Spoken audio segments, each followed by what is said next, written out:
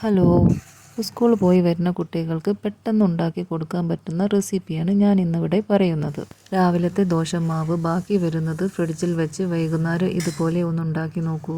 നല്ല ടേസ്റ്റ് ഉണ്ടാകും. ഞാനിവിടെ എടുത്തിരിക്കുന്നത് 2 സവാള, തക്കാളി, മല്ലിച്ചപ്പ് എല്ലാം ചെറുതായി അരിഞ്ഞെടുത്തതാണ്. 2 മുട്ട, ഒരു നുള്ളു ഉപ്പ് ചേർത്ത് ബീറ്റ് ചെയ്ത് വെച്ചതാണ്. ദോശമാവിൻ്റെ ബാറ്ററിനനുസരിച്ച് കൂട്ടുകയോ കുറയ്ക്കുകയോ ചെയ്യാവുന്നതാണ്. പാൻ ചൂടായി വരുമ്പോൾ മാവ് ഒഴിച്ച് ഉള്ളി, തക്കാളി, മല്ലിച്ചപ്പ് എല്ലാം ഒന്ന് വിതറിയ ശേഷം ബീറ്റ് ചെയ്ത് വെച്ച മുട്ട 2 ടേബിൾ സ്പൂൺ ഒഴിച്ച് ഇതിലേക്കൊന്ന് സ്പ്രെഡ് ചെയ്ത് കൊടുക്കുക. ഒരു സൈഡ് വെന്ത് വരുമ്പോൾ തീ കുറച്ച് മറിച്ചിട്ട് 2 മിനിറ്റിന് ശേഷം എടുക്കാവുന്നതാണ്.